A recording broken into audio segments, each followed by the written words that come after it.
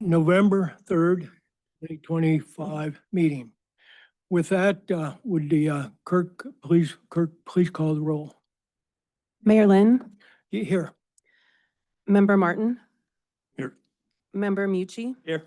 Member Schwartz, Here. Member Stanton Gregor, Here. Member Valentine. Here. We have 6 members present, and we will fill the vacant seat at today's meeting. With that, I have one change I want to make into the agenda. I want to, all the action items will remain the same. Everything's going to be there, except I'm going to change the order of the agenda. I'm going to take the action item that we had on item 2, appointment to the vacant assembly seat, and action item 3, oath of office. And I'm going to move that after item 10, which is persons to be heard on related to the agenda. That way, we'll give a chance for anybody who wants to testify about one of these candidates can do it. And the second item is I asked the clerk to call the candidates, and it will give them also a chance to talk before a decision is made. And with that, I'll move on to item 4, the voluntary pledge of allegiance. To the flag of the United States of America and to the republic for which it stands, one nation, under God, indivisible, with liberty and justice for all. Spirited. Huh? Next item on the agenda is approval of minutes. We have minutes of the regular assembly meeting of October 20th of 2025. Do I have a motion to approve those minutes? So moved. Second. Okay, it's been moved and seconded, and I'll do a vote. Is there any changes? Okay, hearing none. Anybody, all in favor, say aye. Aye. Aye. Okay, and opposed? None. So those minutes are approved as stand. Do we have any amendments to the agenda or approval of the agenda? Mr. Mayor, I would move that we approve today's agenda as is. Second. Been moved and seconded to approve the agenda as it stand. All those in favor, say aye. Aye. Okay, with that, there are no public hearings today. We have one bid award. And that bid award is the Banana Point Breakwater Improvements is the intent to award. And the Public Works Director, Merle, requests approval to award the Banana Point Breakwater Improvement Project to Western Dock and Bridge of Ketchikan in the amount of not to exceed $978,000.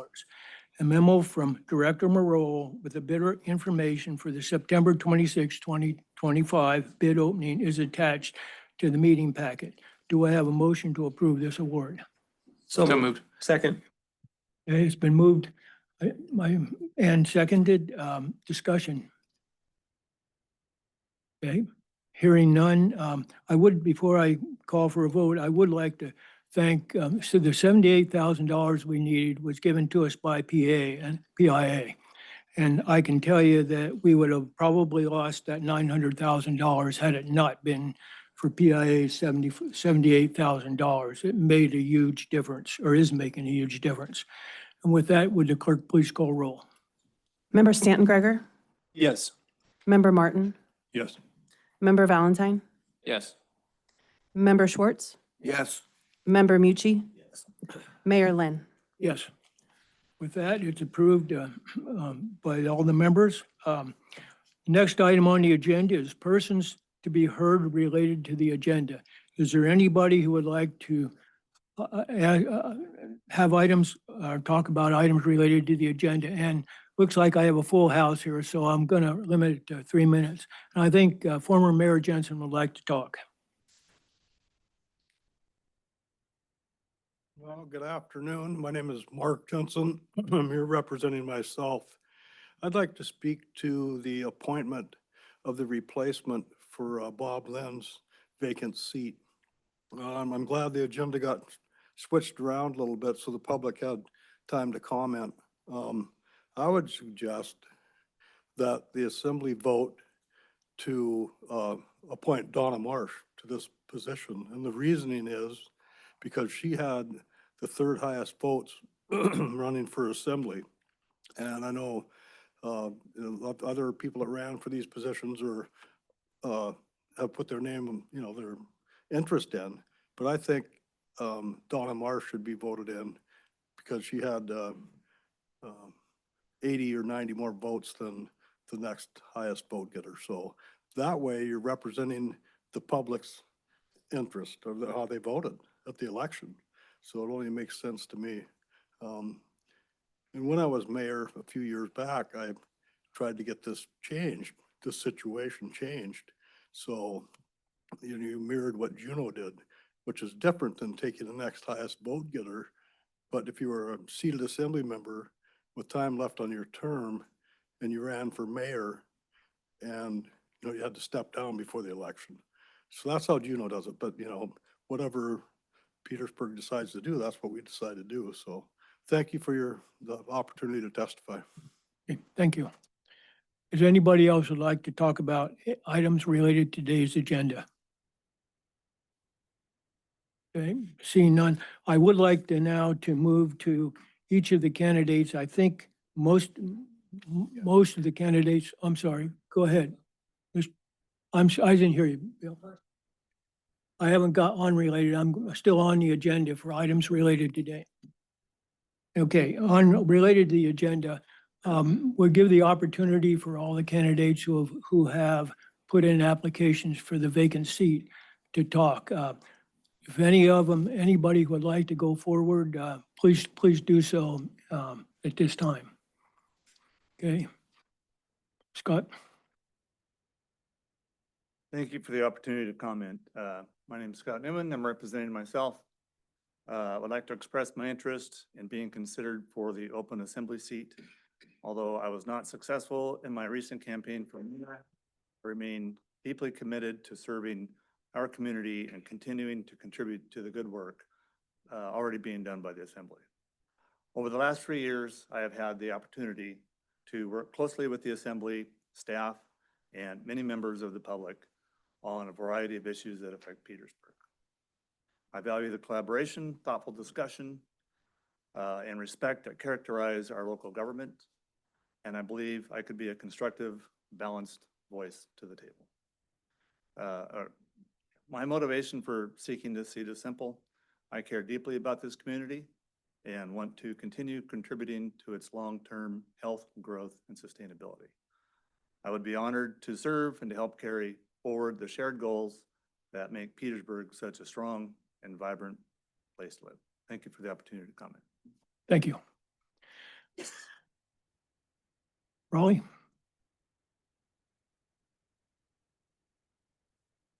Hi, I'm Raleigh Cook, and I'm here representing myself. I put in this letter of interest to serve on the council, but I also have the same feeling that ex-Mayor Jensen had, that someone's already been elected to that position. I do, however, wish to serve this community in any way possible. I believe also that Donna Marsh should probably be put in this position. However, that is up to you guys. I will at some point serve this community in a position, one of these positions. At some point, I will continue. I have been greatly dismayed at the attacks brought upon my family and my wife by this city on Facebook. It deeply dismays me that people would spread lies and continue to spread lies. About me, I have skin like a rhinoceros. I don't care too much. My wife does not. And for people to continue to spread lies about my wife deeply disturbs me, especially in a town this small. At any rate, I would still greatly appreciate the chance to serve this city. Thank you. Thank you. I think Donna Marsh is on Zoom. If you could unmute her and. Yes. Shall I go ahead? Go ahead, Donna, if you can hear us. Thank you. My name is Donna Marsh. I am representing myself. I appreciate the consideration by the body of the assembly regarding my interest in filling this open seat. It has been a privilege and an honor to serve this community as an assembly member for 3 years, and I would be honored to have another opportunity for another year. While I don't share the majority opinion, I believe, of the assembly as presently constituted, I firmly believe working together we can get a lot of things done regardless of our viewpoints. And we have many tough issues looming in town, whether it's economic, whether it's housing related, whether it's how we're going to generate new jobs, more jobs. I think working together, we can accomplish a lot. My third place finish in the recent election, where I came in third with the third highest vote getter. I would also urge consideration that it might be considered as a voice of the public to put me in that spot. But I thank you for your consideration. Thank you. I think we have, Mr. Vincent, are you here? Okay.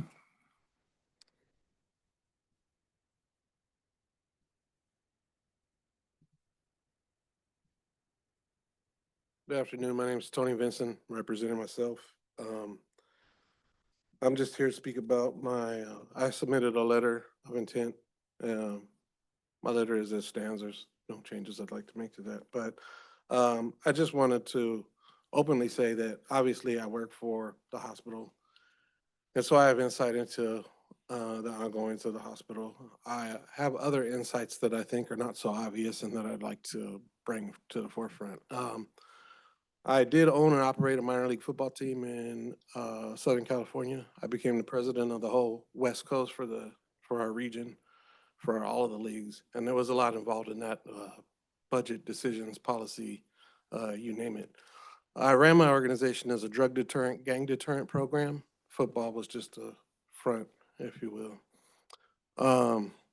During that time, I was there for 10 years. During that time, on the time I left after my tenure, the crime rate had gone down in our town 33%. And I wasn't responsible for all 33% because that's a lot. I worked in conjunction with our local police department who had programs that they ran as well. We did a lot of good for the community, but I say even if I was responsible for even 1%, it was a town of 180,000 people. And so I feel like I made a significant impact still. We also worked with the police department. We donated to the children of fallen officers. We donated to a battered women's shelter. We donated to plenty of organizations throughout our community. Now that I'm in Petersburg, I'm trying to be very involved in this community as well. I don't know how many people know, but I am the commander for the American Legion for the Petersburg Post 14, and there's 300 veterans on the island. Since I've been involved with the Legion here in Petersburg, our enrollment has gone up 486%. We got an award from the state, highest percentage enrollment in the nation. And so I feel like I do make a heavy impact. I have made an impression on people, and it's all for the positive. And we've done a lot through that organization for this community. We've donated to HIP, to Feed the Hungry. We've created the Paul Anderson Scholarship Award, which we've given 2 years in a row. In this recent year, there was a tie. We give a test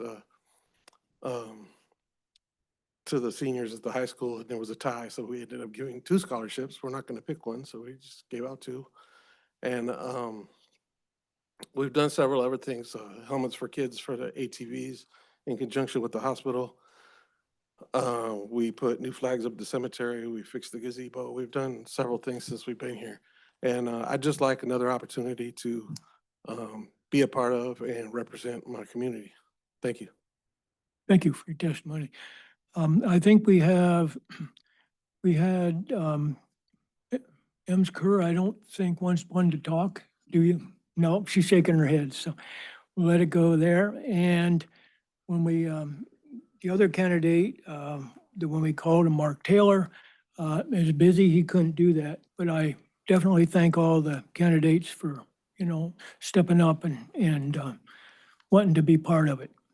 And with that, is there any other things related to items on the agenda? Okay. Okay, go ahead, Darren.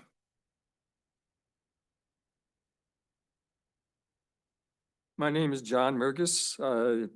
I am representing myself, resident here 55 years. I'd like to thank Assemblymember Mucci for his suggestion for a work session concerning the communications towers.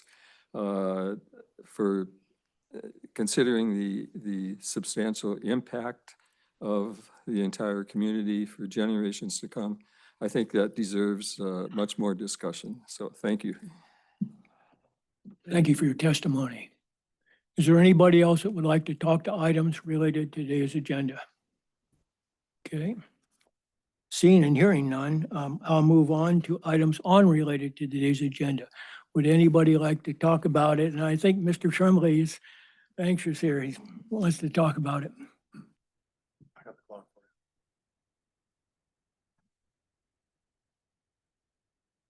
for you. Bill Tremblay, I live at 9.6 Mile Midcoff Highway, representing myself. First, I'll apologize for not getting quite the gist of your change in the agenda. I mean, about a week or so ago, I was driving at Singley Alley heading to the bookstore. And before I got there, somebody shot out of Chief John Lott Street on a bicycle wearing a green helmet, fortunately, in such a manner that I had to stop as this person just blew through the intersection. I was wondering about if they missed something or did I miss something? And lo and behold, I found out that there is no traffic sign up at that intersection.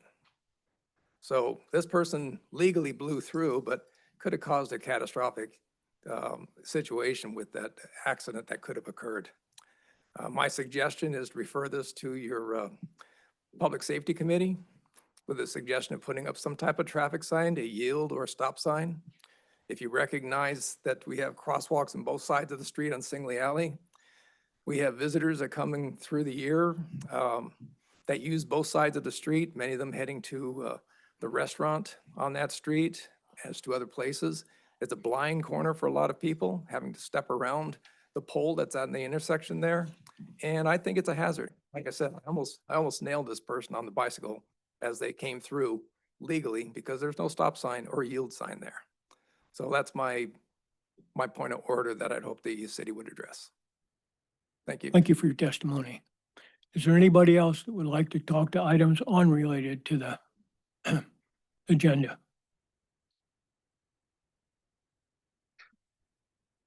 Okay. Jack, I have a handout here would you My state name your, is Jackie state your Beck. name and who you represent, please? and I represent all people who are looking for safety from cell phone towers.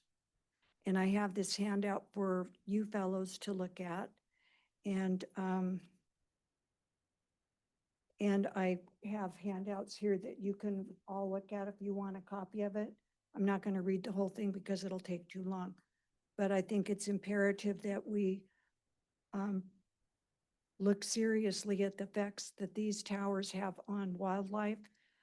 I talked to Chris Cropley. I asked him, I said, what effect will a 5G tower have on me? He said, nothing. I said, nothing? And he said, confirm that. But the whole thing is a 5G tower is just a tower. But when you add the different antennas to it, that's when the danger comes. And that's my major concern. It's, the one thing I will say, let me see,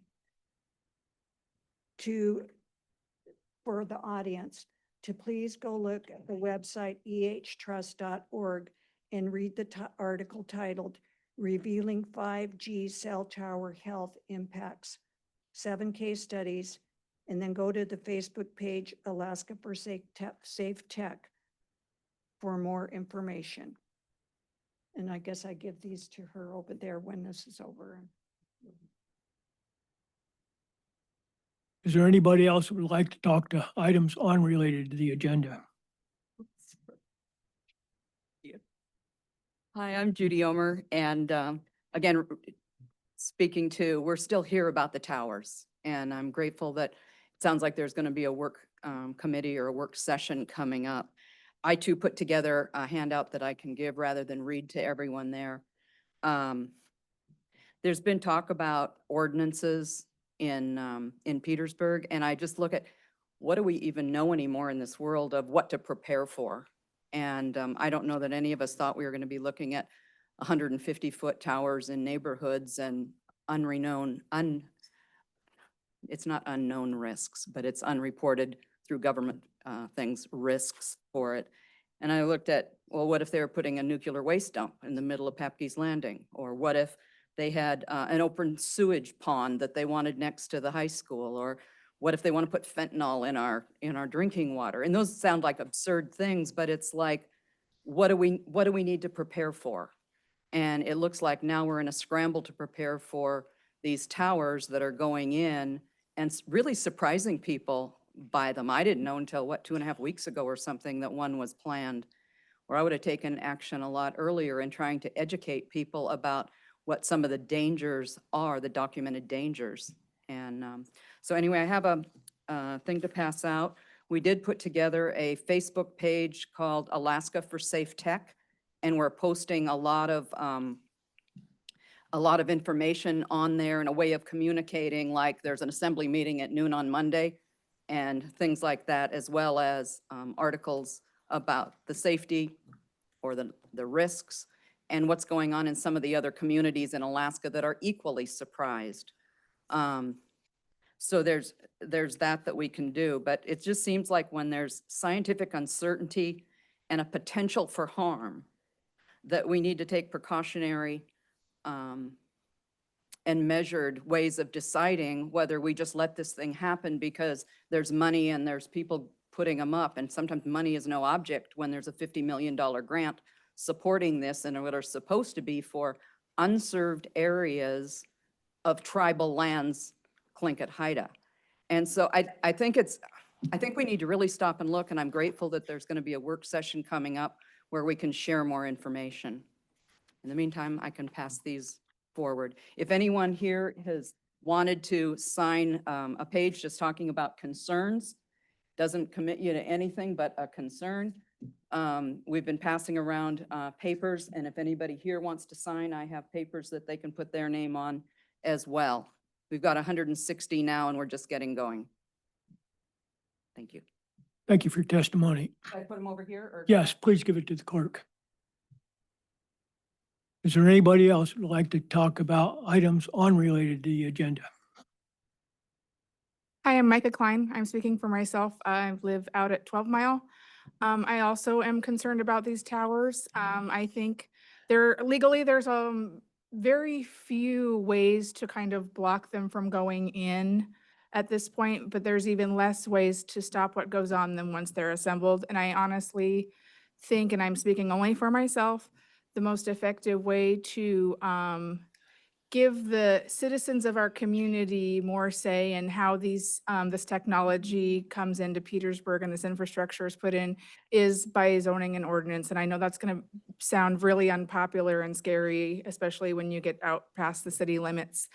But I live out there, and I would like to see this work session happen and way more public awareness that this is happening, because everyone that I've spoken to is very surprised that this is already happening, that it's not just like an idea in the works, it's actually happening. There's property purchase, there's building materials, there's permitting processes starting. And I think that legally, one of the few routes we have to have more say as a community in when and how this happens and its effects is zoning and ordinance. And so I'd like to see that be something talked about at this work session. It doesn't have to be something super heavy and restrictive or anything, but I think that's probably, in my opinion, one of the most straightforward ways to make this cell tower and communication rollout something that citizens have more impact on how that's done. Thank you. Thank you for your testimony. Is there anybody else that would like to talk about items? Yeah, please come forward, state your name and who you represent.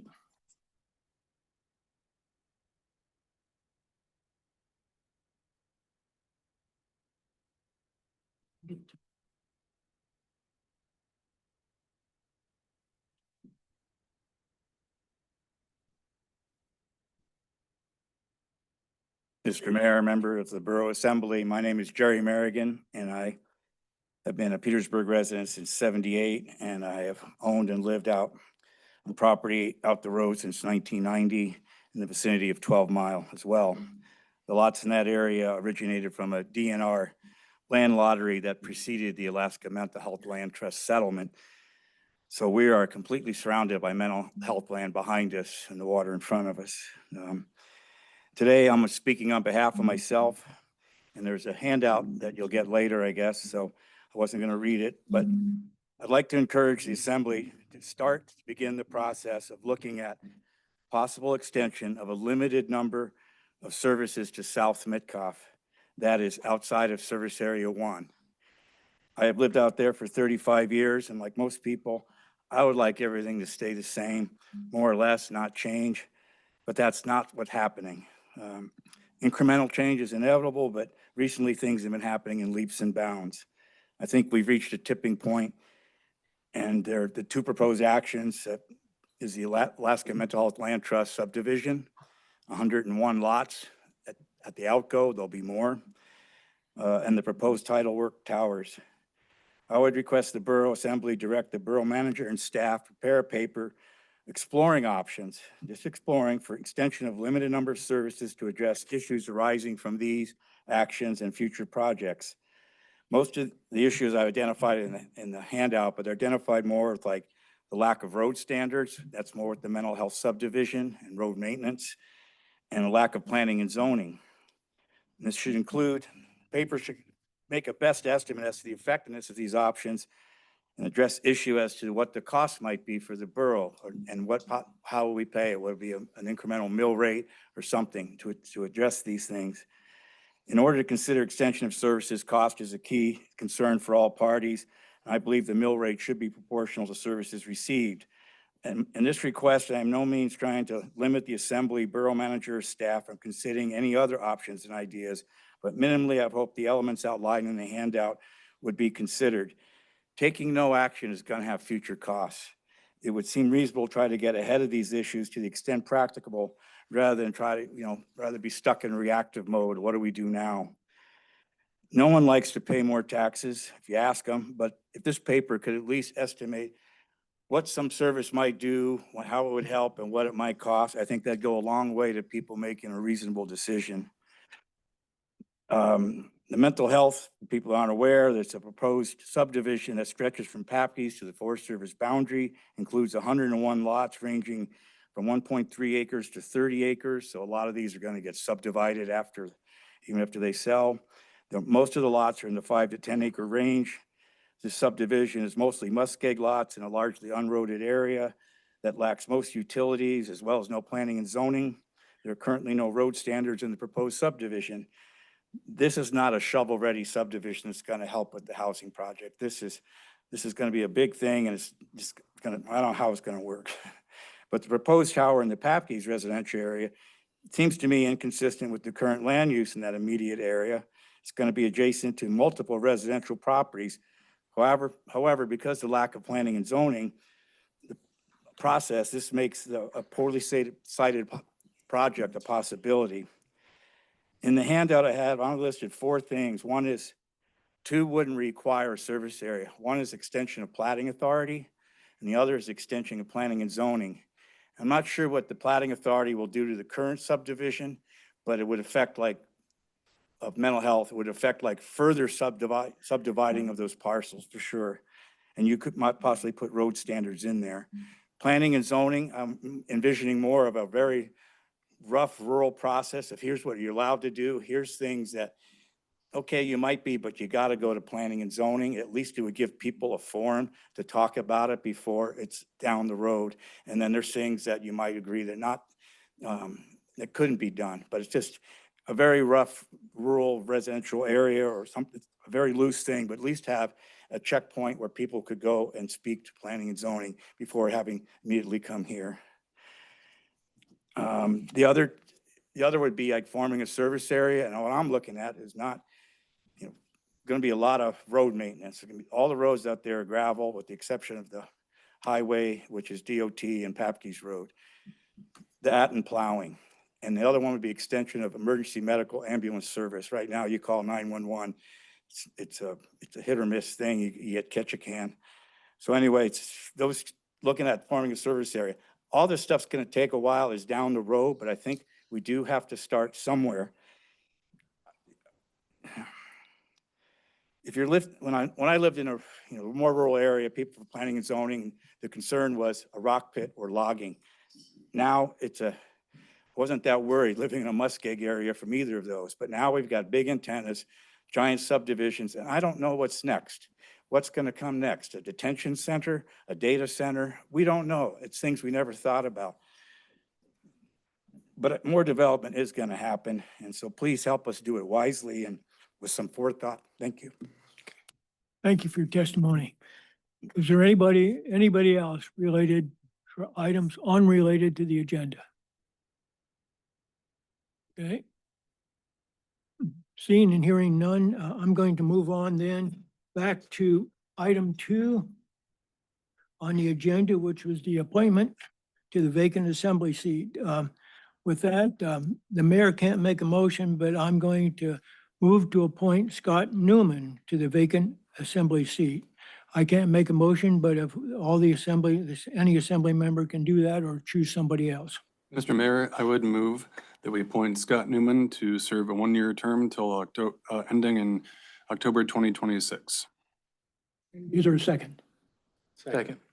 Okay, it's been moved and seconded by Member Valentine. Discussion?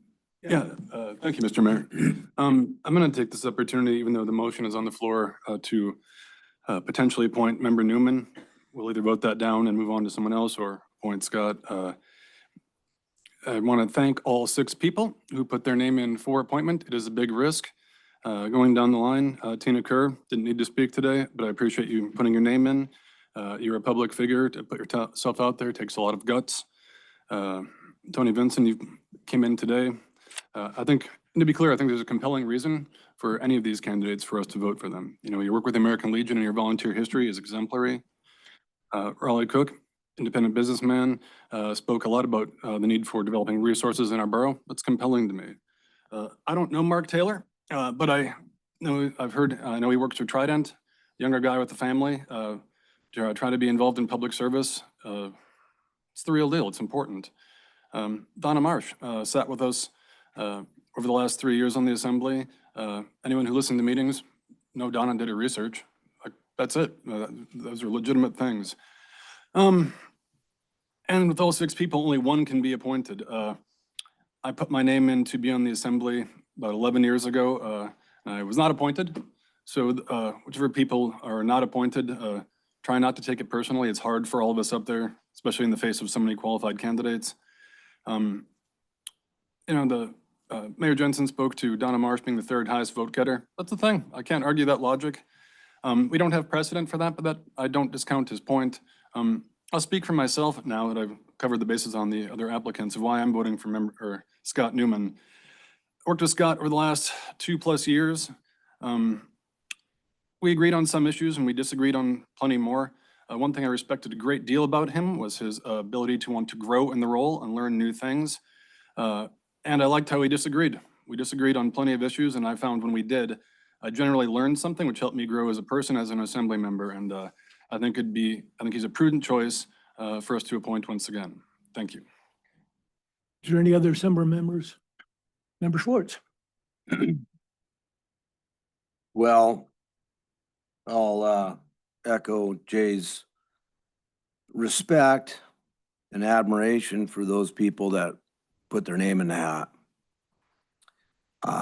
It's admirable. I think everybody that did has a legitimate concern for our community and are actively involved in improving our community.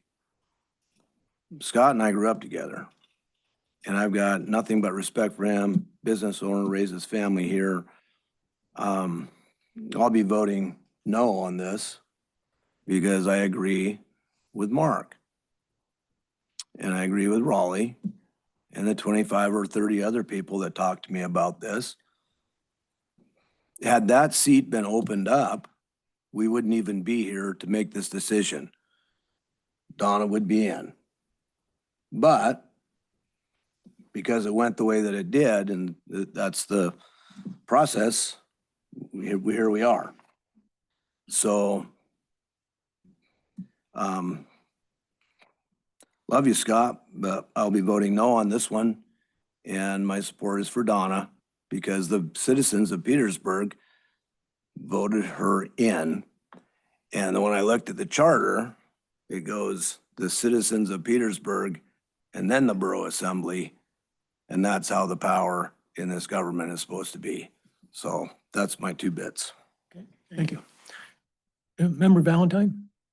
This is more of a question because I'm new, kind of more new to this, but we are appointing Scott up, but then do we have an opportunity to also appoint another person as well by tabling this? Or is this just Scott currently what we're voting on, right? Because that's why I seconded to make a discussion out of it. We have, Scott is the person that has been nominated, and yes, that's the one we will be voting on. So we could not nominate right now another person until this is finished. That's correct. You have, if there is not 4 votes for Mr. Newman, then there will be another nomination. Do you look back, may I, Mr. Mayor? Yes, you may. The motion will be either approved or denied for to seat member Newman. If it is approved, obviously he's seated. And that's why I use that platform to kind of address all the candidates. But then if it is denied, then it's back to the drawing board and somebody can make a motion for someone else on the list. But Scott isn't necessarily out of the race, but just for this motion here, right? Someone could bring it, technically, someone could bring that back up to make another motion. Okay. I've done this a couple times where it's gone round and round, Right. where we can't get consensus and then, so technically you're correct. Right. Did I answer your question? The reason I bring this up because I think that all these candidates and up here with everybody here, yeah, I respect that you guys want to serve your community, but it's as y'all probably know and feel, it's hard for us to just be the one to vote right in front of you guys. So I wanted to make a motion more to have us be able to rank vote and then have the clerk be able to count those up so that we can all vote ourselves. But I missed that part, so I apologize. Let me add to that, is that under Alaska statutes, this has to be done in open session. You don't rank the candidates, it has to be done in open session. Member Schwartz? Yeah, I wrestled with this too. It was a difference of, according to what I got from the city, 18 votes. And if the shoe's on the other foot, I still have to vote for the person who got the most votes, the third. And at some point in time, you know, this is an interesting job. It's one of the most interesting jobs I've ever had, and I've had quite a few. We've got to represent the people at some point in time. And so if the shoe was on the other foot, I'd need to vote for that third person. Thank you. Thank you. Mr. Martin? Member Martin? I would have preferred some sort of a nomination process and a ballot and a runoff, but this will work. But my main problem is that I think our best mayoral candidates are going to come from the assembly. And the method we have now, rather than stepping down to run, I'd rather you could keep your seat and run. Because I feel like the mayor should probably be chosen from the assembly members. And this current system discourages that. And that being said, Donna does have a strong case with all those votes, but it wasn't an apples to apples race. She didn't run against Scott. So Scott had a tsunami of charisma against him running against Bob Lynn. So I'm going to be voting for Scott. Anybody else? Any other assembly members? No, seeing none. I had a hard time with this one also. I'm still, both people had done served this borough very, very well, in my opinion. It takes a lot of time, and I will say that the both of them spent considerable amount of time, preparing for the meetings. And if, and also, I would say that through that, the Mario candidate forum, there was a number of issues that came forward, in my opinion, that I will carry forward. At some point in time, we can't do it all at once. And I think that the views that were expressed, even though, let's say, we don't select some of the individuals, we're going to come back, onto the table here sometime in the future. At least I intend to bring some of them back. And with that, would the clerk please call the roll? Member Mucci, Yes. Mayor Lynn, Member Schwartz, Nope. Member Valentine, Yes. Member Martin, Member Stanton Greger. Yes. Okay. Motion passes to put Scott Newman into the seat, the other vacant assembly seat. And with that, Scott, would you come forward to take the oath of office, please?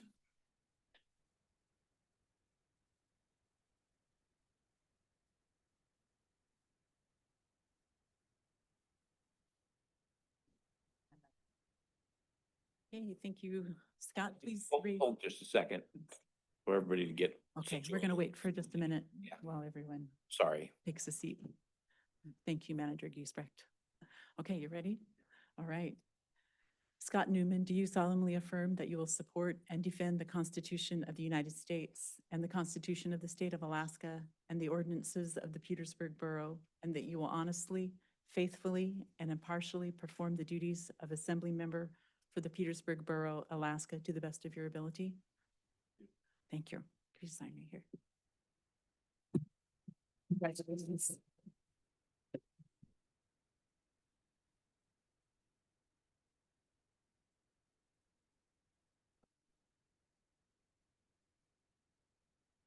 Okay, you have the end seat there, Mr. Newman. I'm going to move on now to the next part of the agenda. There are today no board, commission, and committee reports. There's nothing on the consent agenda, and so I'll move to report of other officers. And the first person on there is the Petersburg CEO, Mr. Hoffman. Hofstadter. Hi, good afternoon. Phil Hofstadter, Petersburg Medical Center CEO. I submitted my written report, as indicated. Not much to update from even the previous month. A lot of things still in motion, particularly with the healthcare transformation bill. I reported out at the PMC Live last week and then also at the board meeting. It's the state's application for the healthcare transformation bill is due in 2 days, so November 5th. They have a draft online. I will keep you posted. This has direct impacts to funding related to healthcare in relative to the medical center.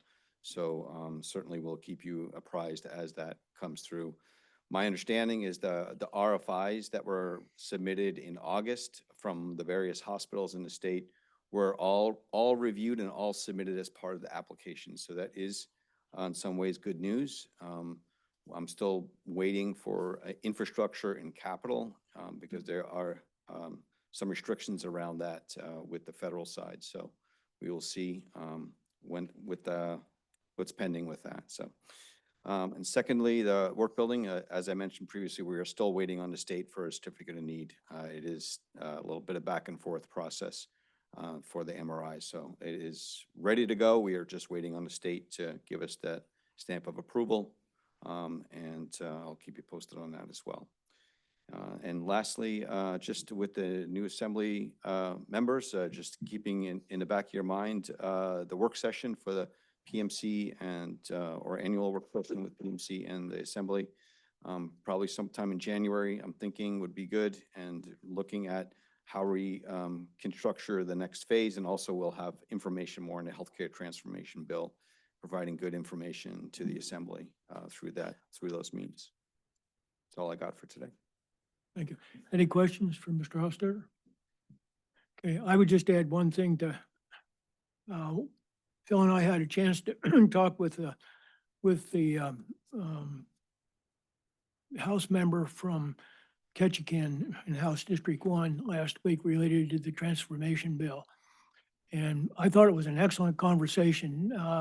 He has some of the same questions that Mr. Hofstadter has about equitable distribution of those funds throughout Alaska and effective use of those funds. And he promised to do some follow-up for us on some questions that Mr. Hofstadter asked. And so I thought it was a very good session that we had.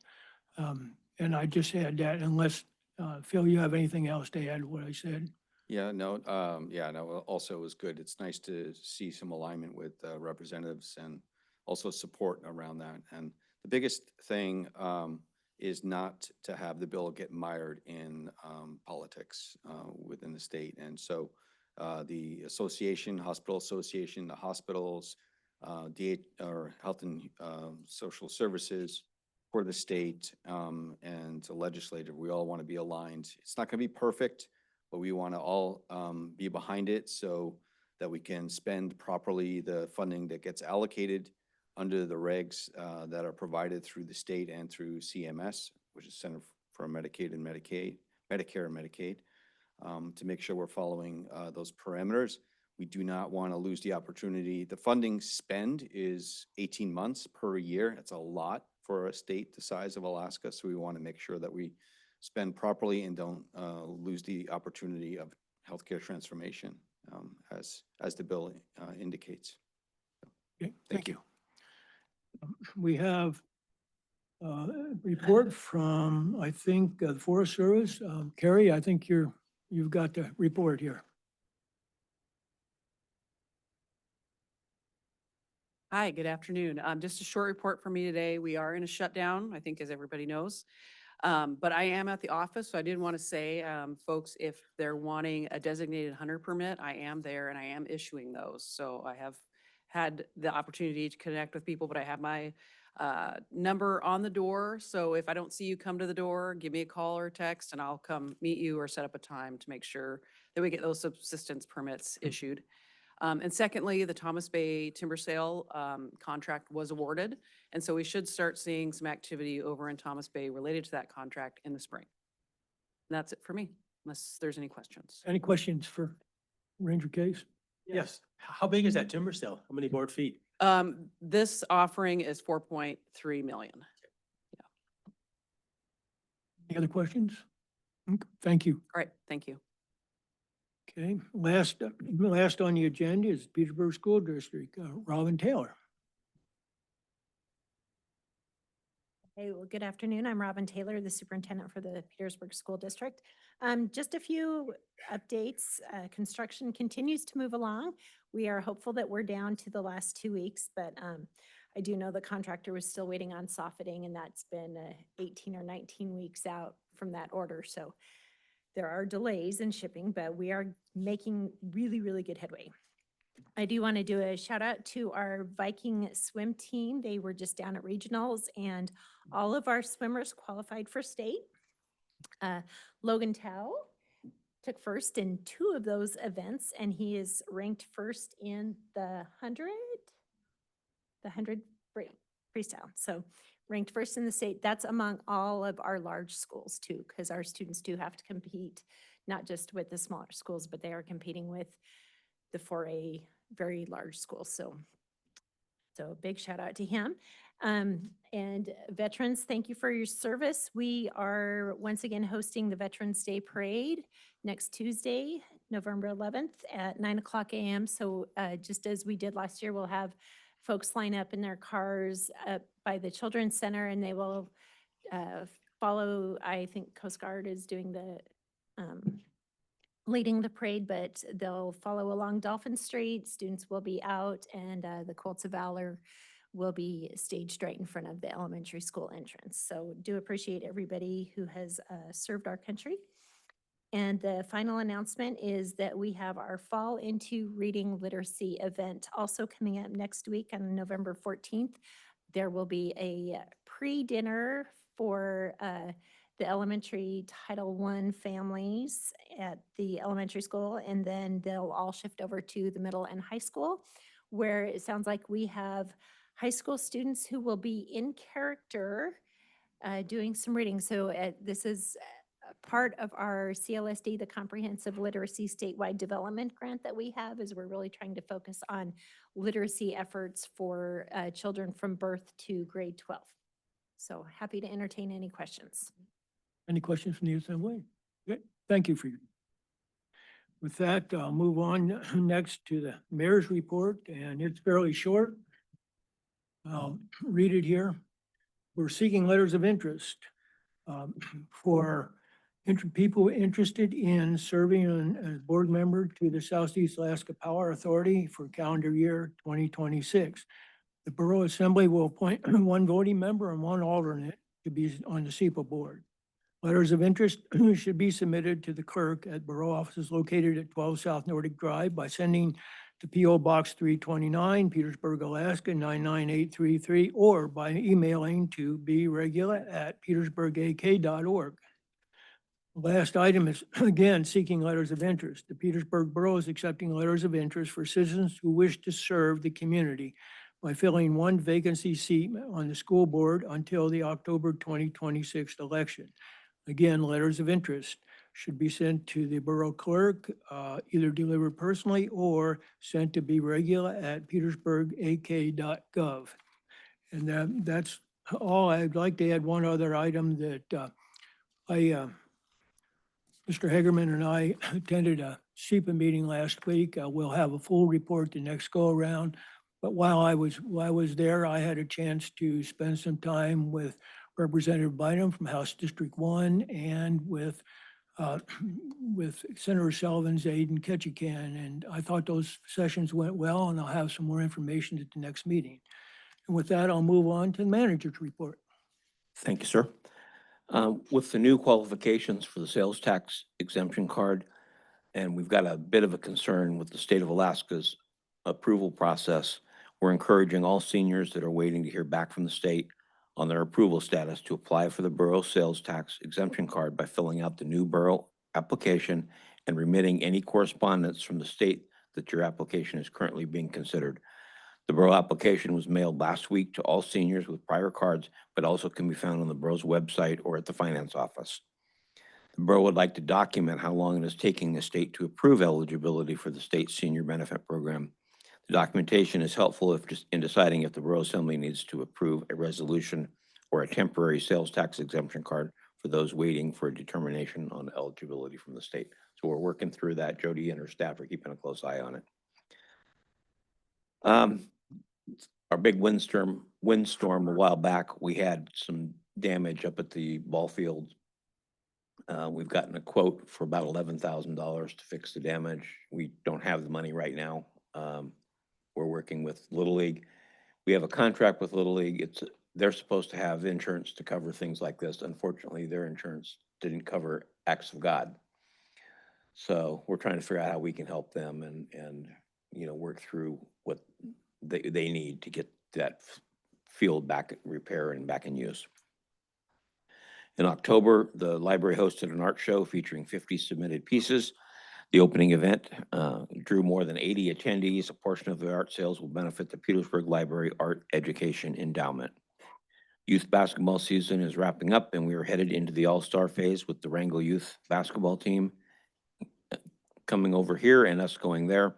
Huge thank you to all the coaches that came forward to assist this year, and all of those took on other needed positions. Petersburg will be in Wrangell on November 8th, and Wrangell and Petersburg on November 15th. Viking Swim Club, we're hosting the November Rain on the weekend of November 14th through the 16th. Please check with Parks and Rec about the Aquatic Center schedule for pool and sauna use. We got our bid for the Aquatic Center sewer repair. Was not good news. We came in much higher than we had budgeted. The engineer's estimate was about $750,000. The bids came in at $1.2 million. So we're going back through the engineering side of it to see if there's things we can cut, and I'll keep you informed as we make headway on that. Thank you to Public Works for the man lift, which allowed us to get the community center building pressure washed. And Power and Light recently hired Frontier Trees to remove some problem trees in the community. The most recent was at 302 Hagen Drive, and the process went very well. The generator pad was recently formed and poured for Scow Bay Generator number 2. Now we wait for curing to achieve proper compression strength before moving the generator into place, thanks to Rainforest Contracting for the concrete work. Power and Light received the VersaTube temporary structure the department will erect around Generator 2 for the winter.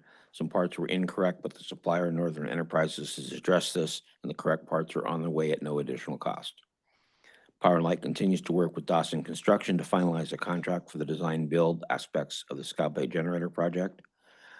And Southeast Conference and the Alaska Heat Smart have announced that the ACES Accelerating Clean Energy Savings Program that offers substantial rebates for heat pump installations has received final approval from the EPA. Power and Light will be posting program information on the Borough website and Facebook pages. Power and Light is a new citizen work request form as part of the borough's website. Go to Power and Light's webpage and fill out the report and issue form to bring any number of non-emergencies, electrical related issues to Power and Light's attention. Please note that for emergency situations like power outages or down power lines, please call Power and Light at 907-772-4203 or the police department at 772-3838. The Petersburg Police Department participated in the PIA-hosted Trick or Trunk. Officers handed out glow necklaces again during Halloween. And the streets crew has been winterizing fire hydrants and equipment for the winter months. Bear straps for garbage cans continue to be available at Public Works. These are available to sanitation customers free upon request. We did receive the 2 sample bear-resistant refuge carts. They have been placed into service for testing and compatibility with our collection trucks. Streets crew are continuing the construction of a road and pad for 2 new disposal cells within the landfill. The first cell will be used for biosolid disposal. The second will be used for demolition debris. Maintenance staff assisted a technician from Johnson Controls in repairs to the sprinkler system pump, the replacement of check valves at the Baylor facility, and the replacement of a backflow preventer in the library sprinkler system. Building maintenance and Apex Refrigeration have found a way to isolate the broken heat pump in this building to allow them to replace the condenser while maintaining heat to the building with a fully operational unit. Last weekend, we experienced a communication failure between the water plant and the control valve supplying water to the distribution system. They temporarily reestablished the communication using radio frequency, but expect a reliable fiber communication system to be completed this week. Staff continue to conduct a leak survey of our water distribution system as time allows. And Pump Station 4 and the Force Main Upgrade Project, the control room addition is under construction and existing building modifications are ongoing. Siding has been received and is ready to install. Electrical engineer Mark Morris made a site visit this week for inspection and to consult with the electrical subcontractor. The new wastewater discharge permit goes into effect on November 1st. Justin continues to update operational procedures to ensure the utility continues to exceed minimum testing requirements. PEDC and the Harbor hosted the community in discussions regarding the Scow Bay Workyard project. I think it went really well. And staff and I continue to discuss the proposed ACL small cruise ship dock project. We owe them a response this week. We met last week and we're down to a couple items that are still outstanding. Reminder to boat owners, harbor staff will be cleaning up floats of water hoses and clutter to make way for snow removal and to call the harbor office with boat watching information as vessel owners start to travel out of town.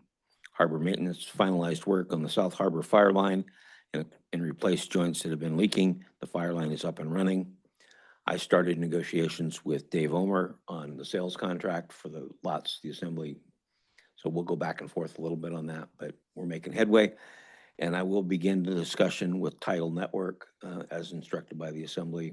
We're waiting on a cost estimate on what, or not a cost, a value estimate on what the property is worth here in town. And so I can have something to work with when I talk to them about pricing. And that's it, unless there's questions. Any questions for the manager? Okay. Member Mucci? Yeah, thank you, Mr. Mayor. I have 2. One of them is regarding the wastewater discharge permit. Is that part of that diffuser that is out at Sandy Beach? No, different product, but yes, we still have that diffuser issue to work on. Yes. Okay. And the other one is about the bear resistant refuge carts. Are we gonna have some type of game cam up there so we can see how they do with bears? I don't think we've talked about that. It's an option, I suppose. But what we're really trying to figure out is, will these cans work with our trucks? And can a bear, knocking them over is no big deal if they stay shut. So anyway, I'll talk to Aaron and see if we, if there's possible to do bear cams or of some sort. But reality is, if we find these carts turned over and nothing coming out of it, it's a win. So, but anyway, well, I'll talk about it. Sure, just a follow-up question, Mr. Mayor. Where are those garbage cans at? Just so if somebody wanted to go look at them, where would they be at? Thank you. Member Rule, or Director Rule?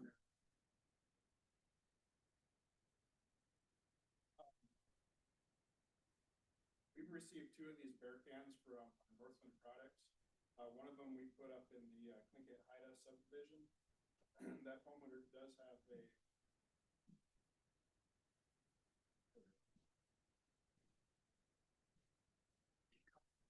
Thank you. That homeowner does have security cameras on their home. The other can we decided to place at the Public Works yard, and we also have security cameras in that area.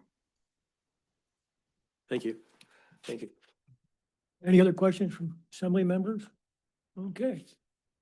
Hearing none, I'll move on here. There's nothing on unfinished business, so we'll move to new business.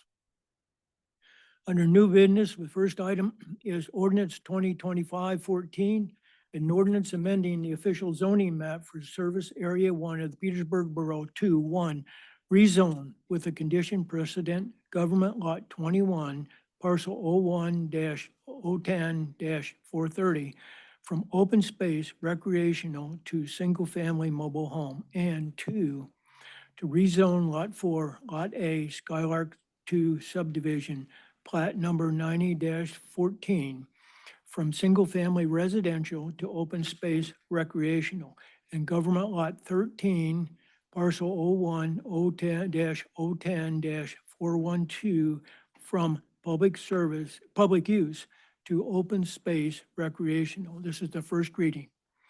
If adopted in 3 readings, ordinance 2025-14 will rezone the above parcels in connection with the sale of Government Lot 21 to Skylark Park LLC under Resolution 2025-20. The rezoning of Lot 21 is to allow for the planned development. The rezoning of Lot 4 and Government Lot 13 is to create open recreation space adjacent to the planned development. The condition precedent to the rezone of Government Lot 21 is the completion of the sale to Skylark Park LLC. If the sale is not timely completed, Government Lot 21 would maintain its current zoning. And with that, could I have a motion to approve this rezoning? So moved. Second. Okay, it's been moved by Member Stanton Greger, second by Member Mucci. Discussion. Thank you, Mr. Mayor. I'll obviously be voting yes. I just wanted to once again recognize all the work from staff and the Burrells to get this crawling along and hopefully getting towards completion. So again, thank you to all involved for the laborious effort this has taken. Thanks. Any other comments from assembly members? Okay, with that, would the clerk please call the roll? Member Martin, Yes. Member Schwartz, Yes. Member Newman, Yes. Mayor Lynn, Yes. Member Mucci, Yes. Member Stanton Greger, Yes. Member Valentine, Yes. The motion passes with all members voting yes. Item B, ordinance 2025-14, an ordinance of the Petersburg Borough adjusting the fiscal year 2026 budget for known changes.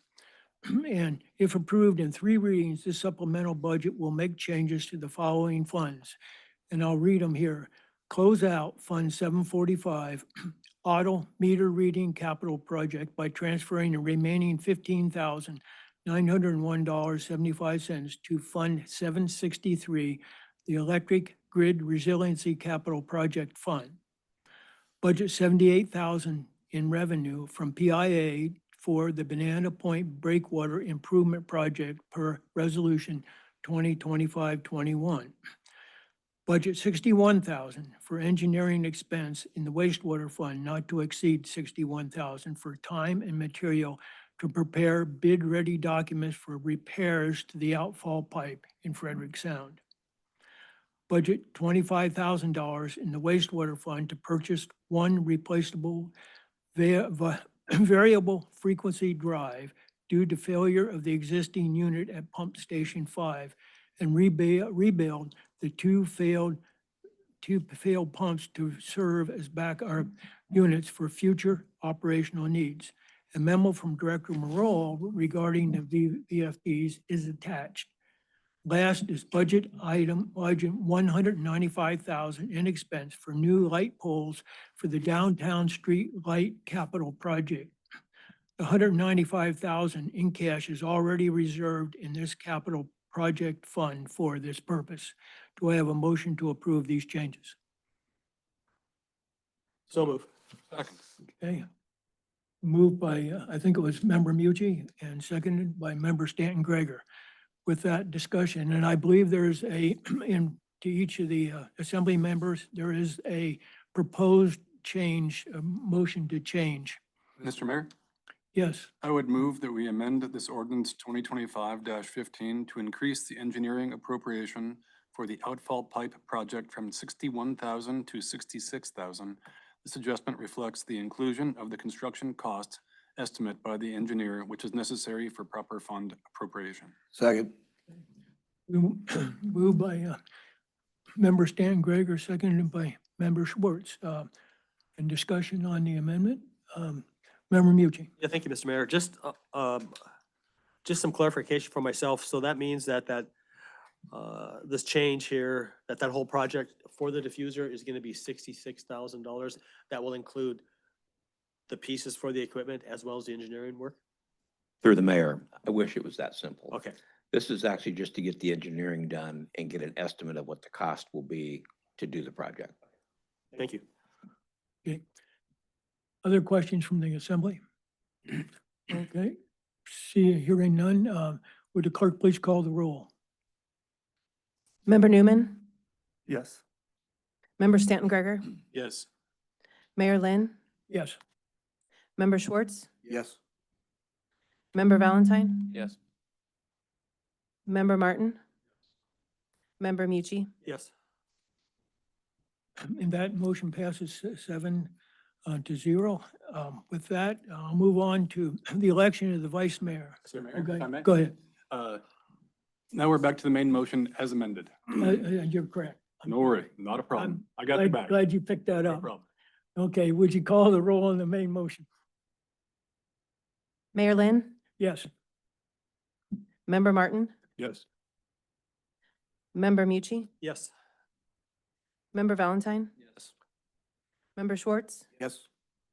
Member Newman, Yes. Member Stanton Greger. Yes.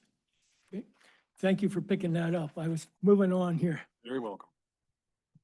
The next item is the election of vice mayor. Under the charter, at this point in time, there's a number of appointments, one of them being the election of a vice mayor. And with that, without objection to the assembly, I'd like to appoint Member Stanton Greger as vice mayor. This appointment would take place immediately and remain in place for the duration of the current term.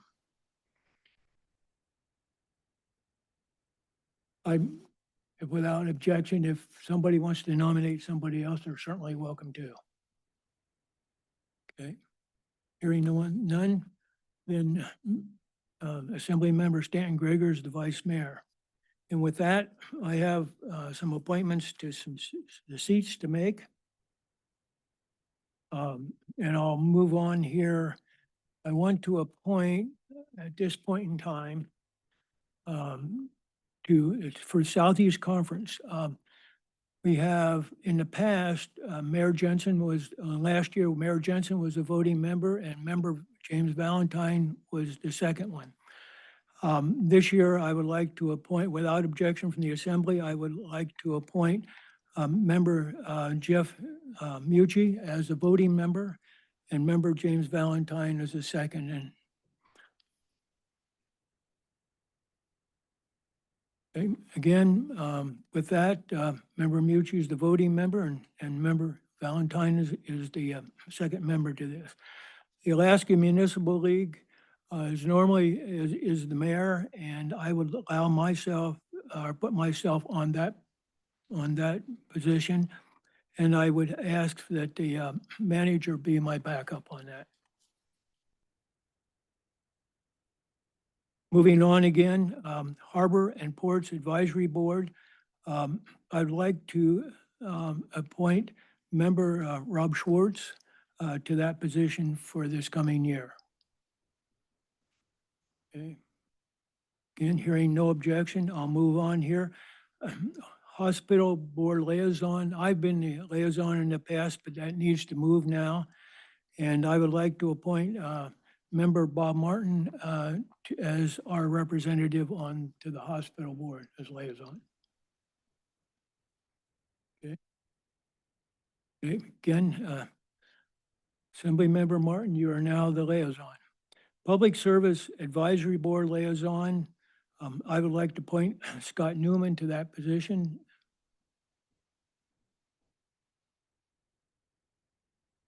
Moving to the next one, the Local Emergency Planning Committee, elected official representative. I would like to also put Scott Newman, Assembly Member Newman on that position.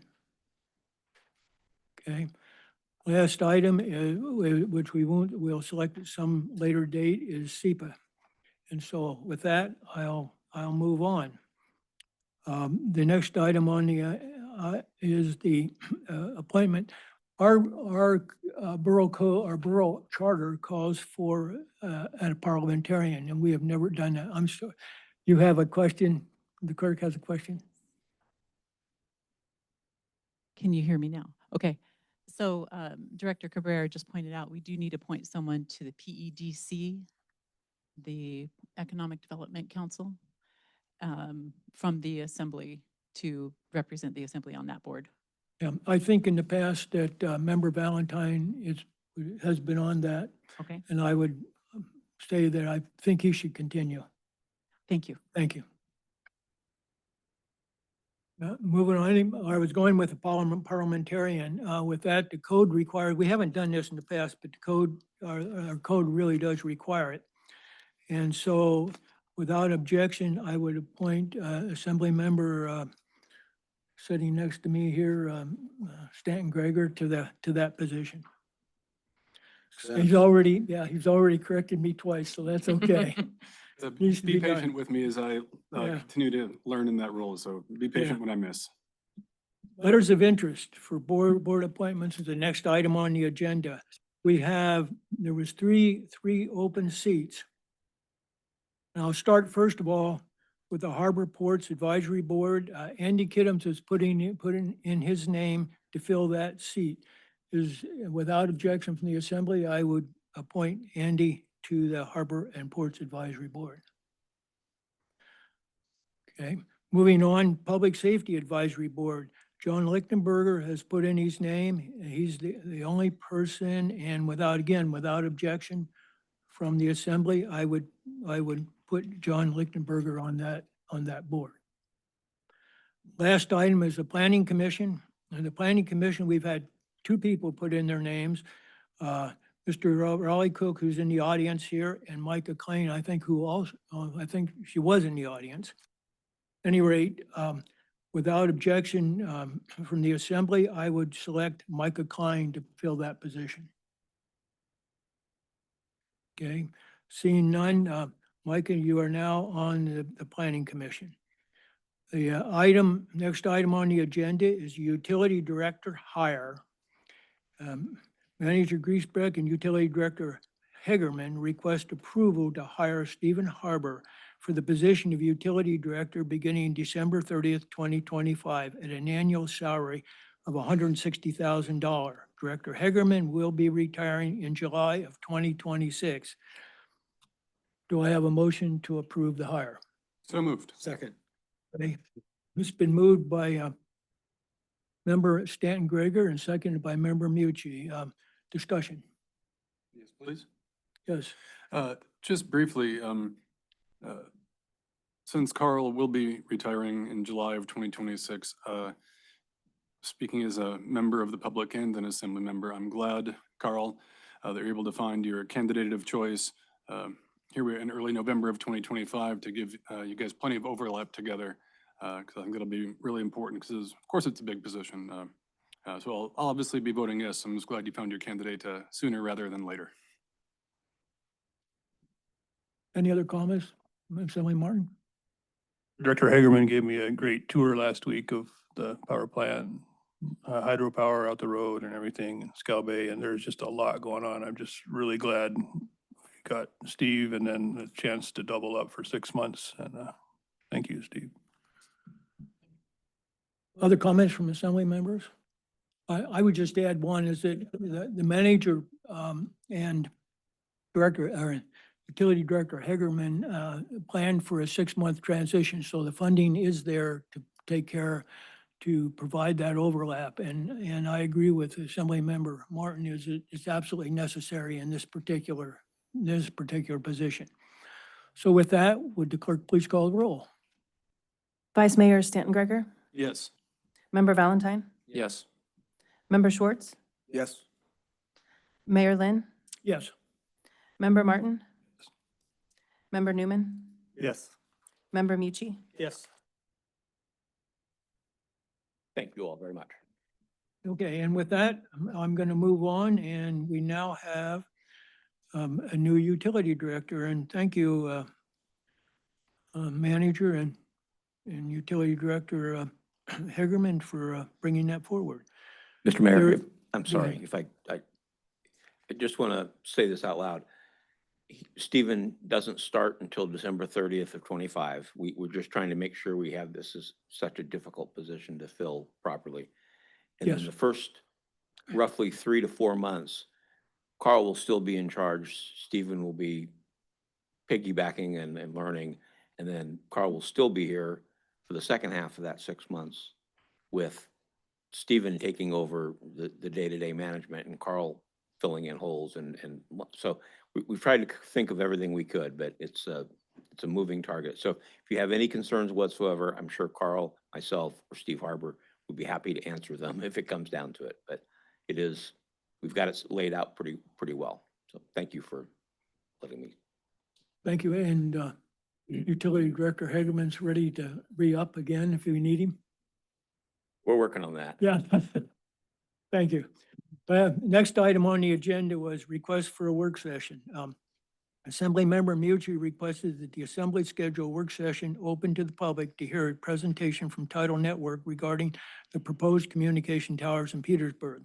This session would provide an opportunity for both the assembly and the community to learn more about the project and ask questions.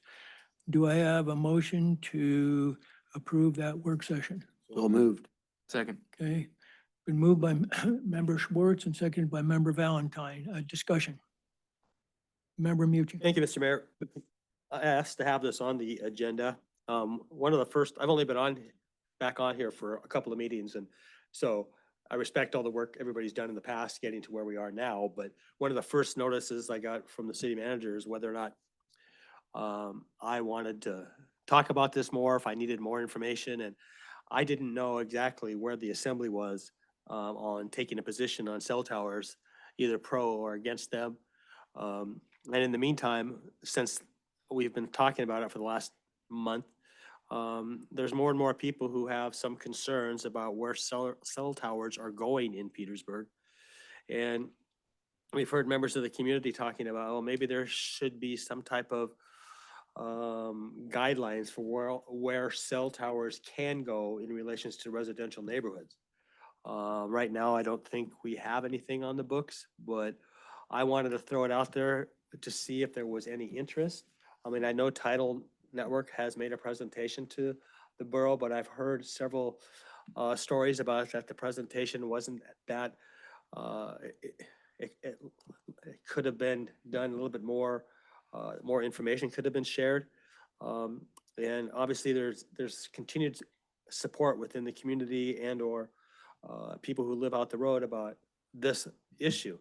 You know, having said that, I know there's cell towers in town. There's one behind the gym. There's one up on Hungerford Hill. Everybody has a cell phone strapped to their ear from time to time throughout the day. And I know there's issues out there, but this seems to be an issue that a lot of people are kind of concerned about. And when I first was putting this idea together, I thought, oh, maybe we should include PIA in that discussion, but where we are now is whether or not the borough wants to have a work session. And I'll leave it at that. Thank you. Any other, Member Schwartz? Yeah, I'm glad Jeff put it on here. It's a dynamic world, it's changing very quickly, and there's conflicting information and there's conflicting viewpoints with this, but I agree with them. There's enough concern. You know, we're in a position, I don't know about everybody else, can't speak for them, but you want to gather as much information as you can before you make a decision. And people are not just concerned about themselves, but for their children, their families and so forth. And it's a very important decision. But this meeting was, I don't know if it was well timed, but I don't know if there was a better time because it all came so quickly. So anyway, that's where I'm at. Other comments from Assembly members? Member Stan Gregor. Yeah, just briefly, for those listening at home who are not particularly familiar with zoning, community member Merrigan brought up some interesting points that I think were very valid. The way right now things are drawn up as it was for borough formation is, if I was so inclined, which I'm not, but if I was so inclined, and as the assembly was, we could not forbid a tower at Papke's the way the zoning was drawn up. That's the way that is. We do not have regulatory authority. I know you spoke of many options such as service areas. There are some options. That's where one tower is going to be located. The other one, I believe, is on Mill Road. Is that correct? On zoned industrial, if I'm not mistaken?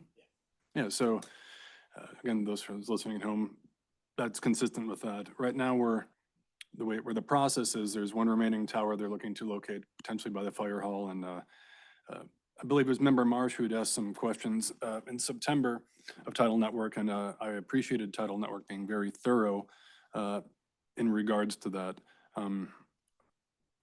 Was that the second meeting in September, Steve, or the first one where we gave you the direction to negotiate the sale of that land? I apologize for forgetting. Yeah, I September. not sure either, but September. And yeah. My only concern right now, and I don't think it has to be prohibitive, is having a work session to, it could feel like a bad faith negotiations to have make Tidal Network feel like maybe this is not something the community is into, and I don't know if we are or not, but on the heels of approving the manager to negotiate a sale, I don't think that's what anyone here is trying to insinuate, that it's bad faith, but it could feel a little bit that way to me to maybe back out of something we're already negotiating on. Just a consideration on that one. I just want to give some data points for some of the other pieces outside of Service Area 1 for those listening at home. That's all. Thanks. The manager, if you would, Tidal Networks, this goes back for quite a few months. Can you give us kind of the assembly, particularly for the new members, kind of a brief overview of what's been done, what's been going on in the past, and where we are in what the direction was from the assembly to you? I can try. Liz is probably gonna have to bail me out. Yeah. So Tidal Networks approached the borough about this project. It's a Tlingit and Haida project through a federal grant to expand particularly internet access, not cell phone, but internet access. It's an important distinction for, underserved communities. They looked and they worked very hard throughout the town, working with Liz and staff, trying to find locations. Two of the locations are outside Service Area 1 in the sense of or areas that we have private property is what it amounts to. And the borough currently has no ordinances that would stop that. The third tower, which the assembly addressed, is near the fire hall. The assembly agreed, listened to the presentation from Tidal, and approved the application for them to move forward with the sale of some borough property near the fire station for the purpose of a tower. you instructed me to go negotiate with Title Network. And I have not done that as of yet because we're actually waiting to get a valuation. The property needs to be subdivided, so we had to have our assessor look at it and try to come up with a value that would allow me to actually go negotiate for a deal. Once I have that price tag, I'll work with the borough attorney on a sales contract with Title Network, unless that is changed by the assembly. So, so at this point, the only thing the borough's working on is the tower by the fire hall. So, Liz, what did I miss? Get wrong, I should say.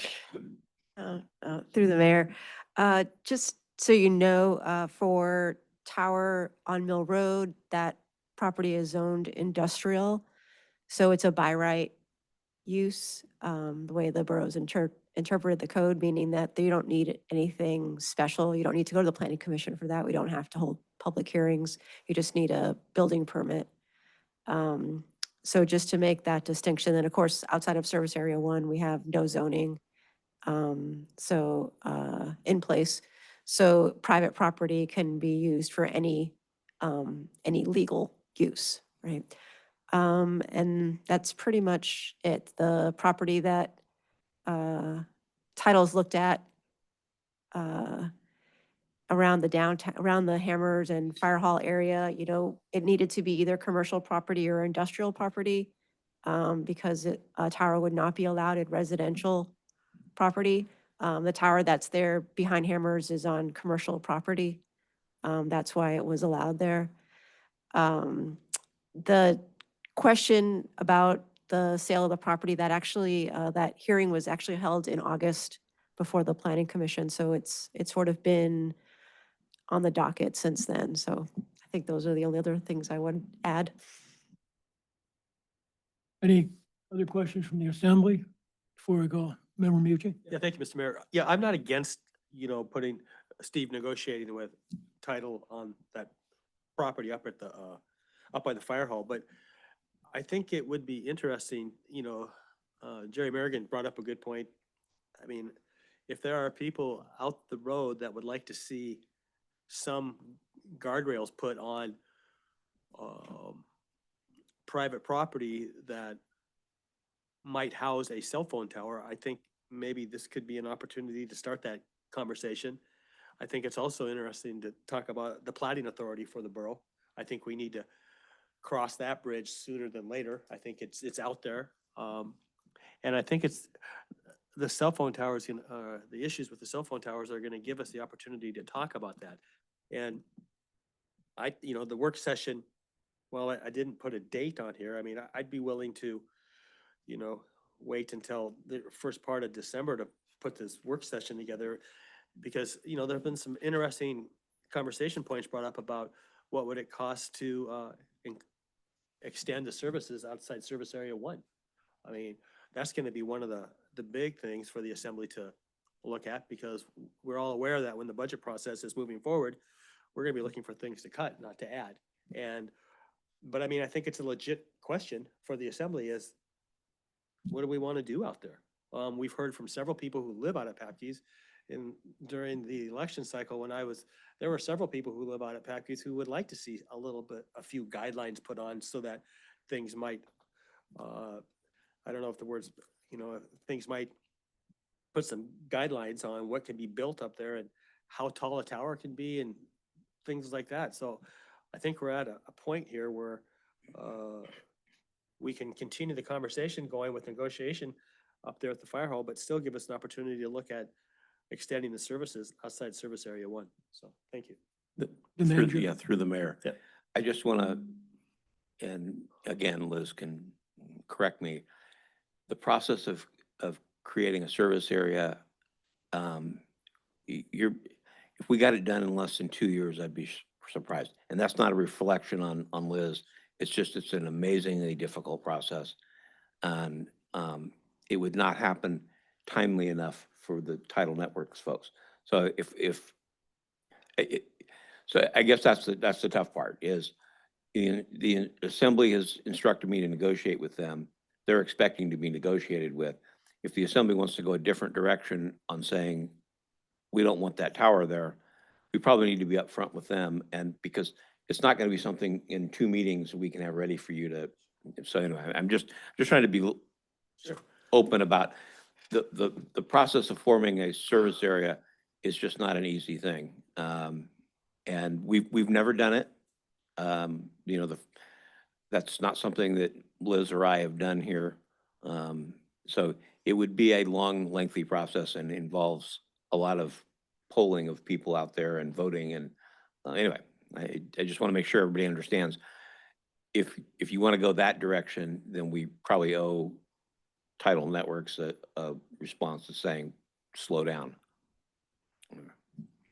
Member Stan Gregor. Yeah, just briefly, Mr. Mayor, for those listening at home, I'll be voting no on this, not because I don't think lots of information is important. I just feel like the questions I needed answered were given, and I also don't want to run the risk of looking like a bad faith, having the manager be a bad faith negotiator. So just for those listening at home, that's my logic.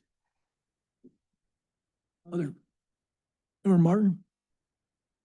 I'm just getting up to speed on this, but the only thing we really can control right now is the sale of that land up by the fire hall, and we already voted for it.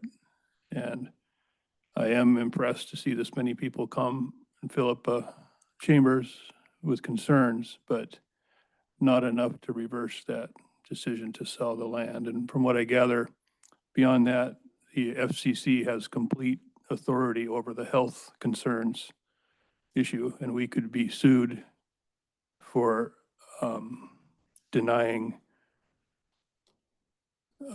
equipment based on health concerns once that reaches our regulation authority. So since I'm not willing to revisit that vote, I am reluctant to encourage a work session. Thanks. Okay, Member Newman? Yeah, this came up when I was on the previous assembly, and it became apparent to me that, you know, there was a similar situation that happened in Sitka, but they had an ordinance in place, and we do not have an ordinance in place. And I have to admit, I feel like we kind of fast-tracked this thing. It seemed relatively,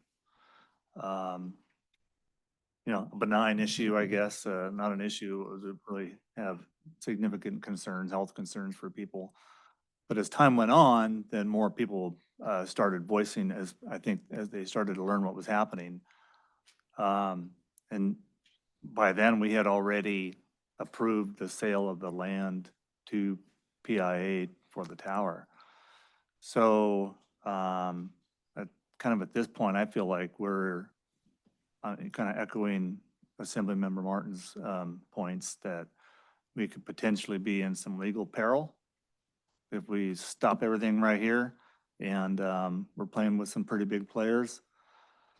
I do appreciate all the community members that have talked to me about this. I do think that a work session may have been a good forum for people to get more information, but when Tidal Network talked to us in August, I feel like they gave an excellent presentation, and yeah,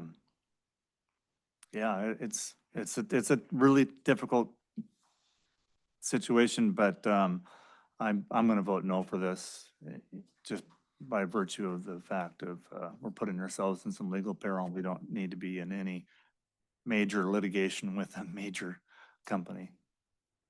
Thank you. Other comments from Assembly members? Member Valentine?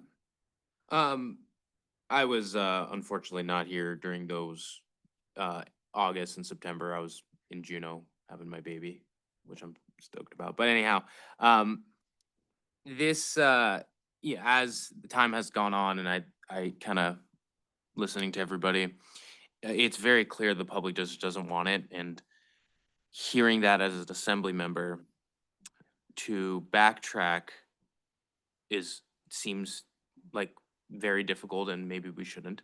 But it does, as an assembly member, we can still do our best to maybe ask Title Network to put it in the far corner or something like that, to ask in good faith with Title Network to like hear what the public has to say, because it's still moving forward, that we are like, okay, there's so much concern here. What can you do to help with us to help mitigate the public? And I think that's where our voice should be put at least at this point. So a work session for this. I feel like I've heard a lot from the community already of what really their concerns are. So I feel like I don't really think I need to hear any more, but as an assembly member, having heard that, to move forward, trying to listen to that and then add it towards the sale with Title Network to maybe help move it, or, whatever it is. So anyways, thanks. Member Mucci, I think you had your. Sure. No? Yeah, thank you, Mr. Mayor. So as an assembly, can we charge the planning and zoning with maybe bringing us some recommendations to limit where? We could, but I have a different option I'd like to go with, but I'd like to talk about that in a little bit. Yes. Sure, that's fine. That's what I was curious about, whether or not we could give planning and zoning the direction to bring us some recommendations about cell phone towers in residential areas. That's what I'm thinking. Sorry, Member Newman. Just one more comment. I do feel like we need to just touch in on exactly what Assemblymember Mucci was talking about. Considering an ordinance moving forward so that we can regulate and control any future development. So we're talking about in service area 1. It's exactly, yes. Exactly. Good point. Any other comments from assembly members? I'm going to make a couple of comments. We've been talking about, I appreciate Mr. Merrigan coming forward with those. We've been talking about this issue between a number of the directors. And it's not an easy issue we're going to solve overnight. And I totally agree with Liz and with the manager.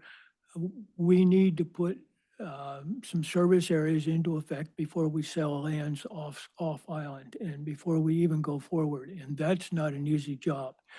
And so I would propose on that, I'd like to follow up on what Mr. Merrigan said at some later date. I propose a workshop that we simply directed at that subject, because to bring all assembly members along, it's not an easy way. And that'll be next year. I'd like to propose that, to do that. And I'm also going to vote no against this for a couple of reasons. First of all, I had a chance to talk with some electrical engineers last week. I don't see the issues related to the health issues that were talked about. And the second of all is that we've had 3 meetings now with information available. And I agree with the assembly members that there was a good presentation made. I don't see from my perspective, I don't see us anything that we could move forward with other than what the Assembly's just talked about that would help us. So I'm also going to vote no. And with that, would the clerk please call the roll? Member Schwartz? Yes. Member Martin? No. Member Mucci? Yes. Mayor Lynn? No. Vice Mayor Stanton Greger? No. Member Valentine? No. Member Newman? No. And the motion fails with a 5-2 vote here. And with that, there will not be a work session with Title Networks. I'm going to move on to communications. All the communications are in the packet that we received since the last meeting. And moving on, assembly discussion items, assembly member comments. Okay, Member Martin. I didn't get a chance to thank everybody who did put their names in to fill these seats, and especially Raleigh there. I think he'll get on, just like he said, he'll get on somewhere. And I just want to thank everybody who came today. Any other comments? I have a couple of comments I want to talk about. I've asked, one of the issues that came up during the Assembly Member Forum had to do with housing. And there was a lot of discussion, you know, that, well, we need to do more, but the question was, is what is more and how do you define affordable housing, as the manager said. With that, I've asked I think that the Assembly needs to hold a work session to move that forward. I've asked the clerk to canvass the Assembly for possible dates and it would be with the Assembly, the manager, with Liz and Director Morrow, just to have this discussion about, do we want to do more? Do we want to go forward, or what do we want to do? So with that, the Assembly will be getting a request from the clerk on possible dates to do that. Second item I want to talk about is that I also want to thank everybody for applying. It's very appreciative of all the comments and the concerns that folks have. Unfortunately, we can't serve everybody can't serve, and it's some tough decisions the Assembly has to make on that.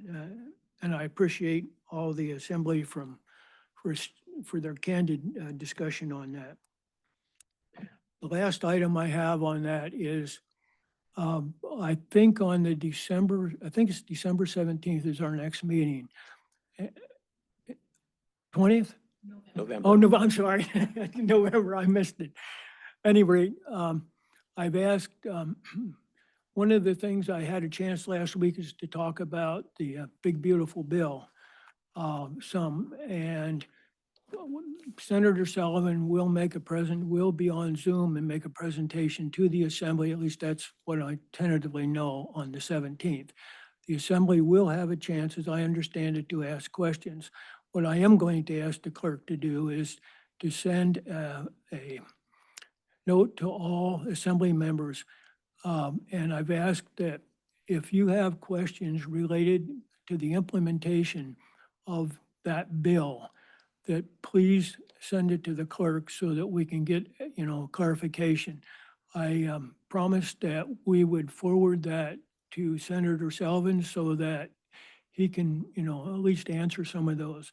And I think, as the manager and I talked about this morning, I would say the same thing for the staff. If you've got questions related to that, please send them to the clerk and when she puts that out. And so what we want to do is I'd like to focus it on what we need, anything in that bill that we can help ourselves to move forward with, or to add clarification that might help, anybody in Petersburg. I'd like to be able to do that. And with that, are there any recognitions? Mr. Mayor? Yes. I just go have, ahead. I just have a question, Mr. Mayor. On that work session regarding housing, are we looking at December or January, or what are we thinking? I think the clerk can correct me if I'm wrong. We were looking at a couple dates, possible dates in December, or possible dates in January. And the reason I'm asking is, when we get ready to narrow that down, could we get a copy of that housing study that was done a couple years ago with some recommendations that went with it? Thank you. Thank you. Thank you, Mr. Mayor. All right, moving forward, recognitions. Does any of the Assembly members have recognitions? Okay. Hearing none, do I have a motion to adjourn? So moved. Second. Okay, it's been moved and seconded. All those in favor? Aye. Meeting is adjourned. Yeah, that's where.